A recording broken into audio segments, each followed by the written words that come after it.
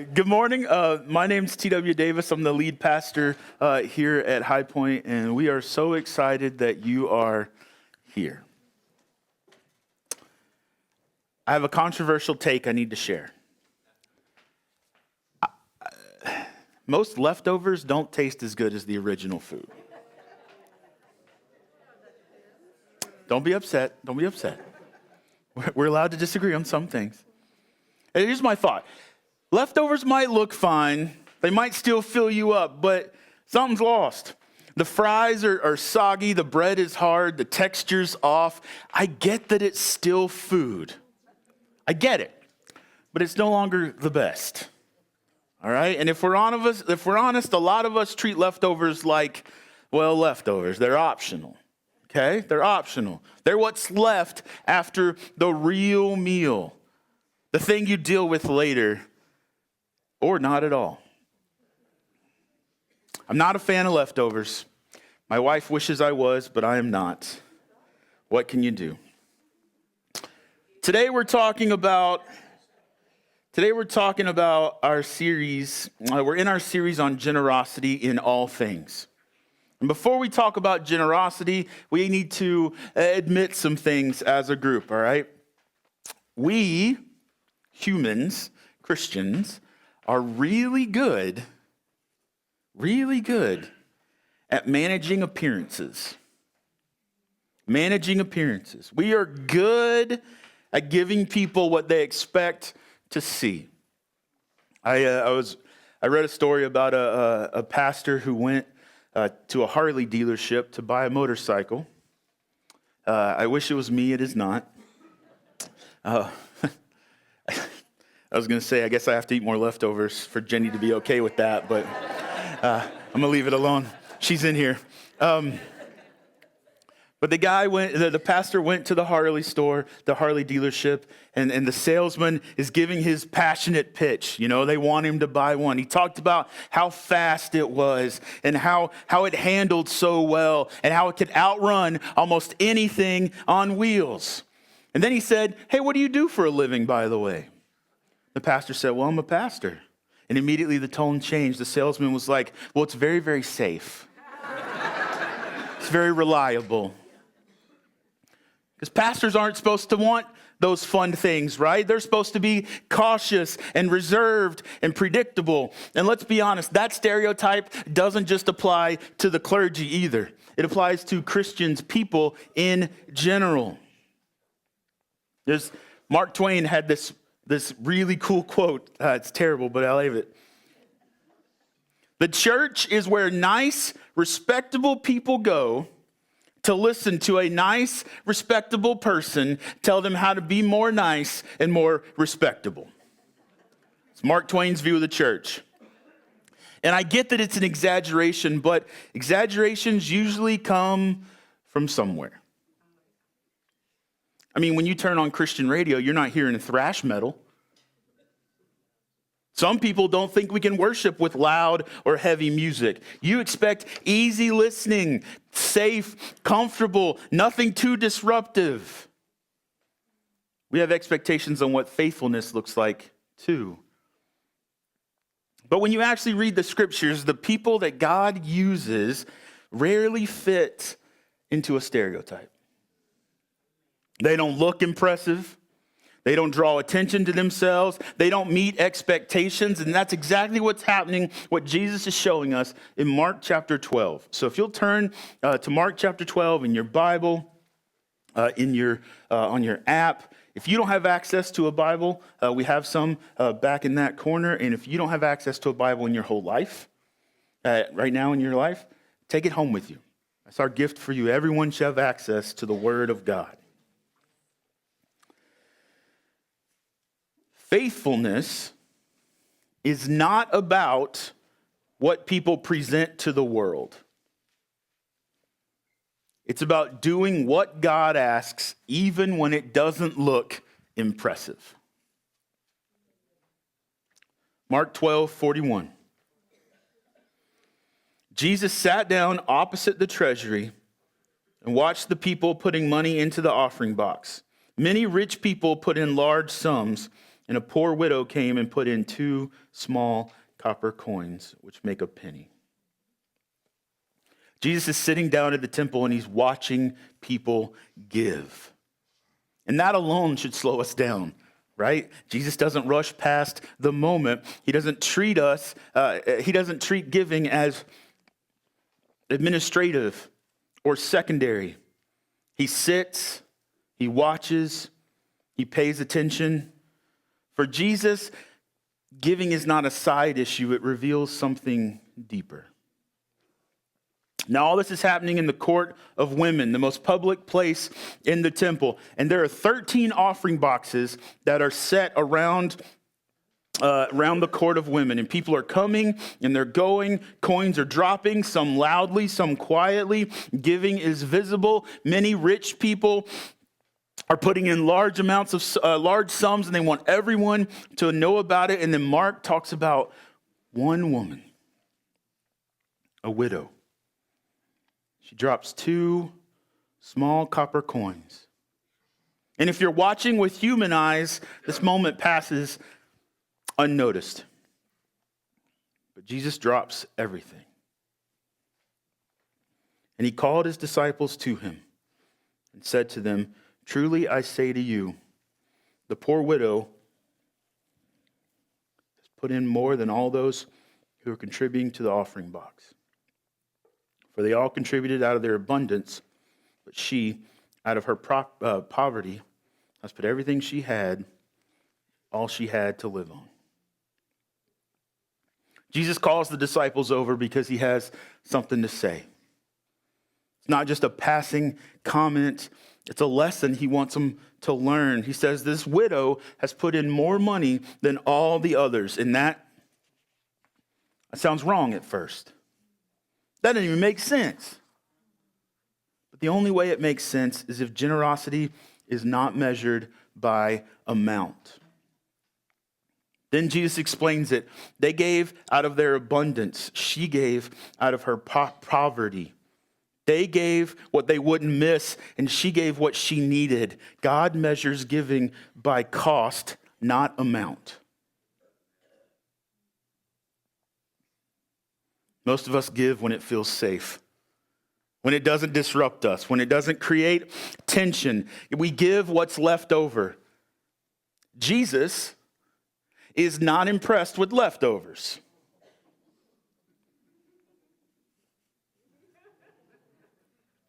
God wants us to notice who this woman is. Mark wants us to notice who this woman is. She is a widow. And in the first century, widows were among the most vulnerable people in society. No steady income, no safety net, often dependent on the kindness of others just to survive. Mark adds this detail. She put in everything she had to live on. It's not reckless. That's trust.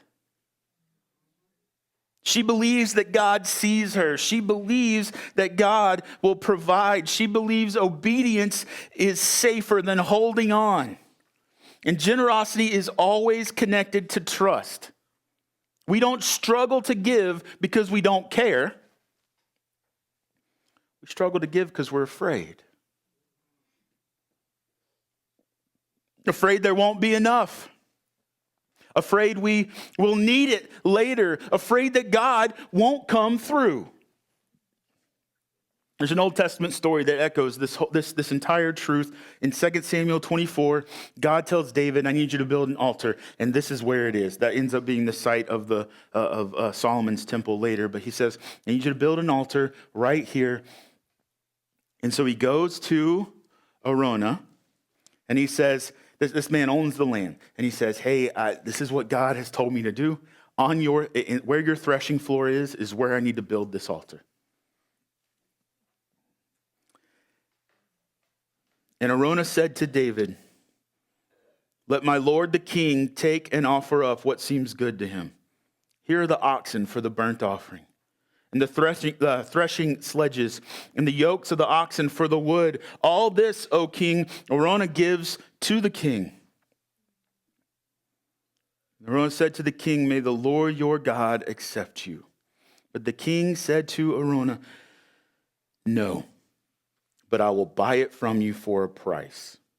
I will not offer burnt offerings to the Lord my God that cost me nothing. So David bought the threshing floor and the oxen for 50 shekels of silver. I have no idea if that's a good deal or not, or if Arona was like, all right, well, if you want to pay for it, let's do this. And David built there an altar to the Lord and offered burnt offerings and peace offerings. Arona offers to give David everything he needs, the land, the animals, the wood, free of charge. And David refuses and saying, I will not offer a burnt offering to my Lord, to my God, that costs me nothing. David's understanding something that we often forget. Worship that costs nothing doesn't shape us. The widow at the temple, David on the threshing floor, they are doing the same thing. They're saying God is worth more than comfort, more than security, more than the image of looking religious. They're doing what God asks, not what people expect.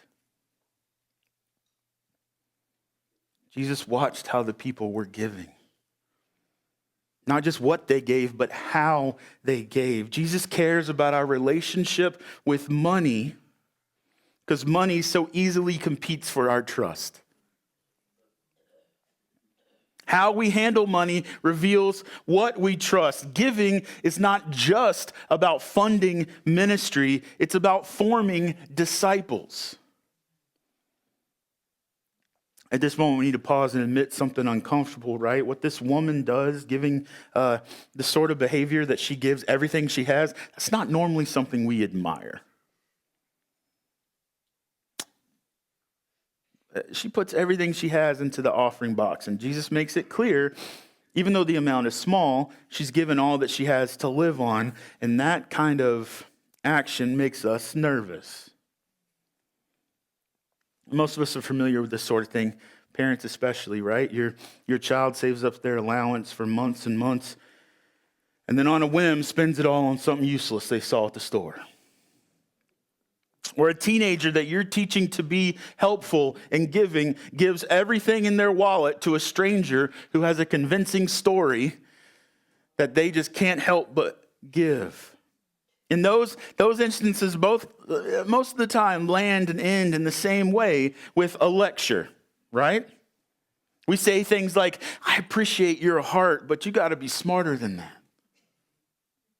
We don't give everything away. That's not responsible with your money. Saying that to a 7-year-old? And to be fair, technically those things aren't wrong. Throwing your money at impulse purchases is irresponsible. Giving away what you need to pay rent without any thought about the consequences is irresponsible. We teach our kids, we spend a lot of time teaching our kids not to live that way because that kind of behavior usually doesn't end well. And that's why this story is so upsetting, because what we don't expect is for Jesus to praise this kind of action. Now, I'm not suggesting that Jesus celebrates being irresponsible.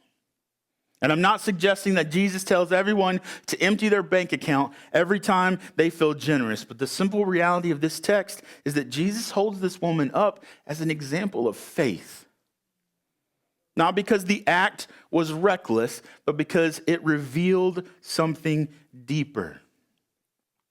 She's a poor widow. This isn't accidental. She gives, and she now has nothing left. She's made herself completely dependent on God, and that kind of dependence makes us uncomfortable. Because we would prefer faith that is calculated, faith that is measured, faith that always leaves us in control. Last week, you had to write down some things. I asked you to write down some things that you wanted to give to God and put them on the altar. Over half of you put control. Control in some way.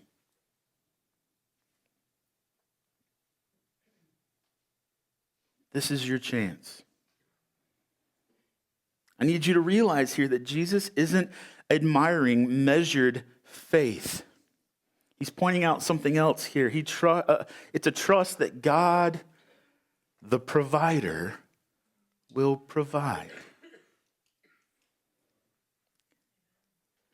Putting God in the position of provider, not as a backup plan. A trust that just doesn't say God is faithful, but lives as though God is faithful.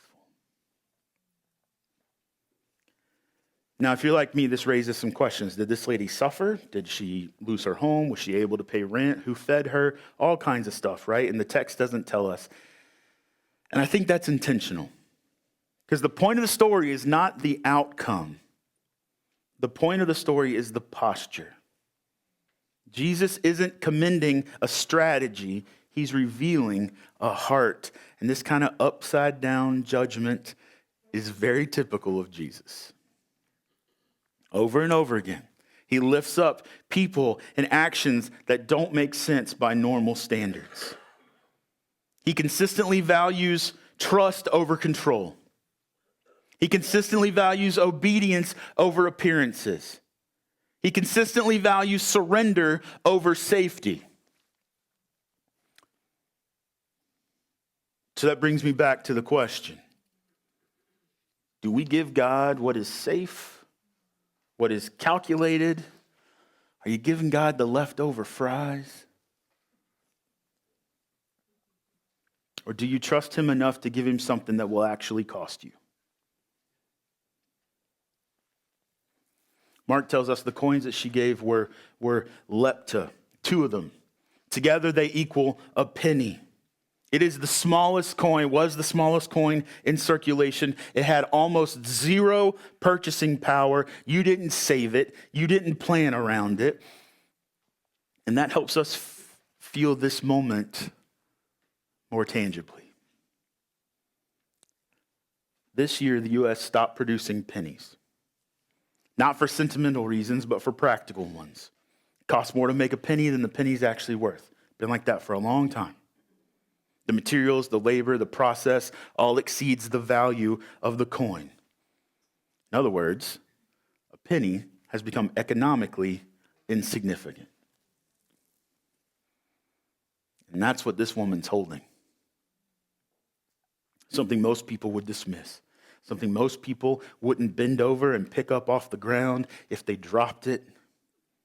Yet Jesus stops everything, looks at it, and says, look at that.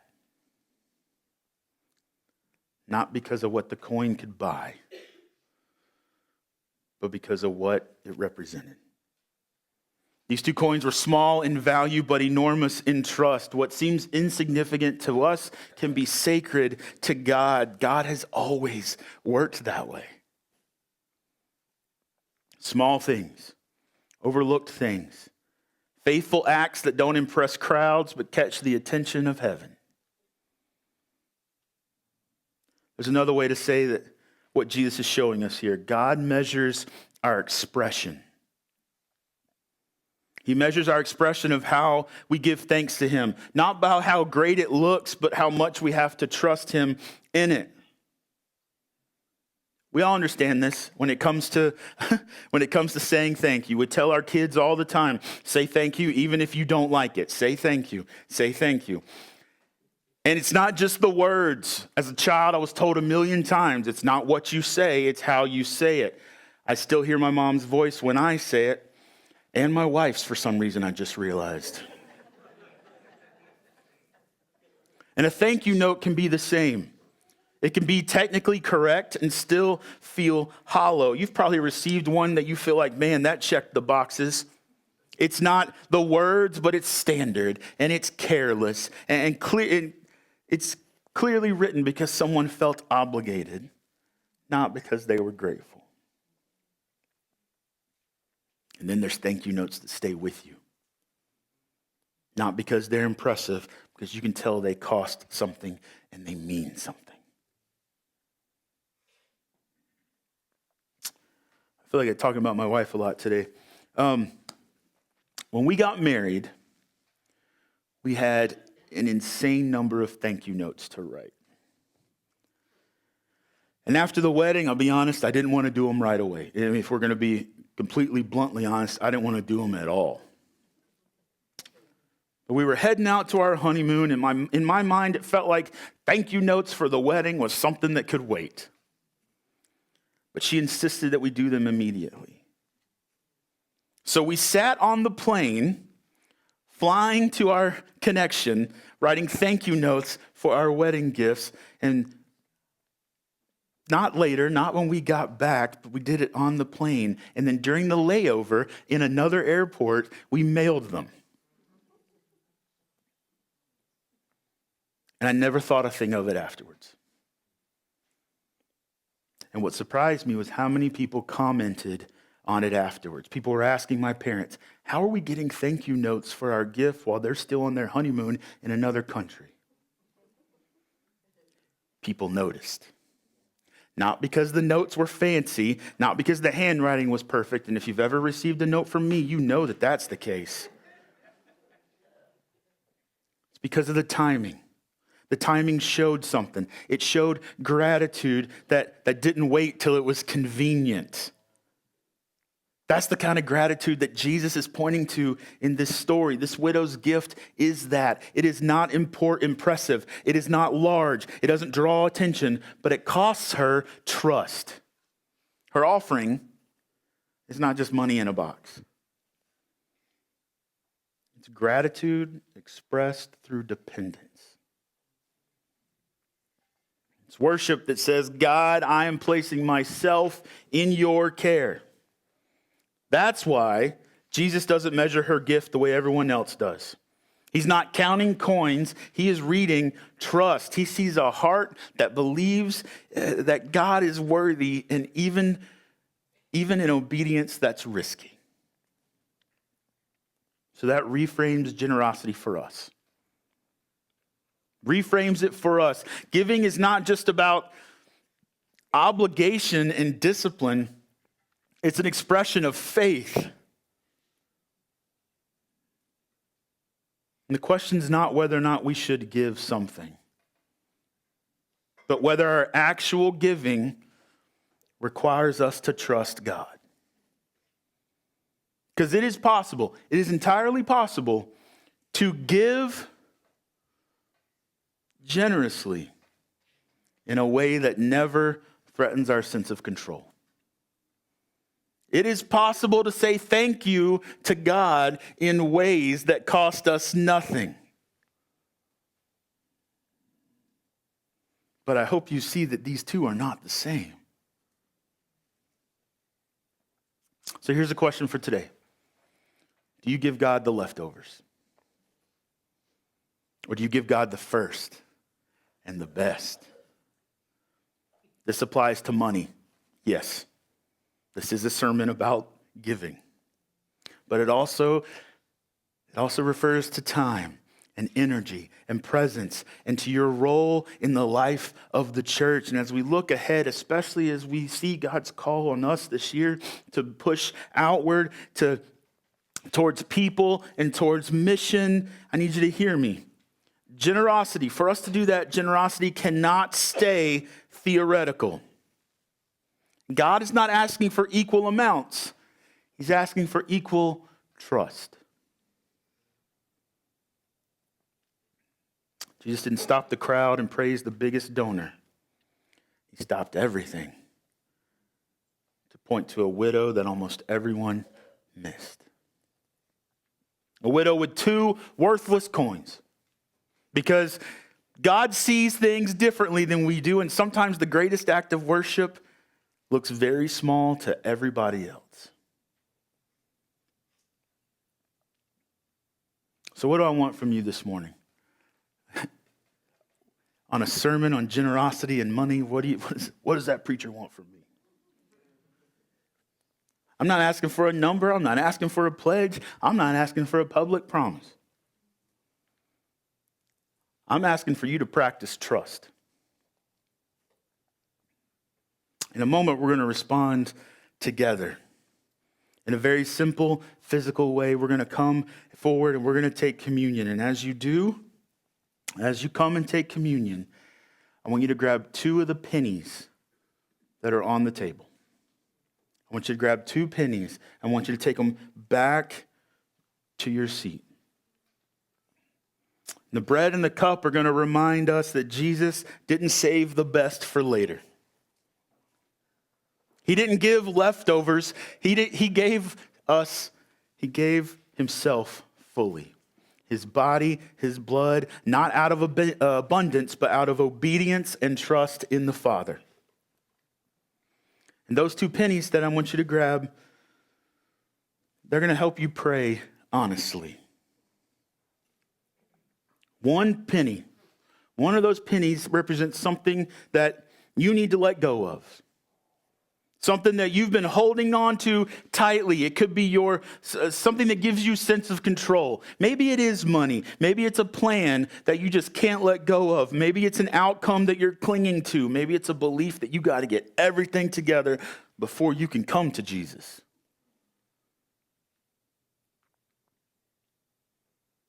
As you hold that penny, ask God what it represents. And ask for the courage to open your hand and not hold so tightly to whatever it is. The second penny represents something that you may be giving, but you're only giving from abundance. Something that doesn't really cost you anything. Something that looks generous on the surface, but it doesn't really require trust. And as you hold that penny,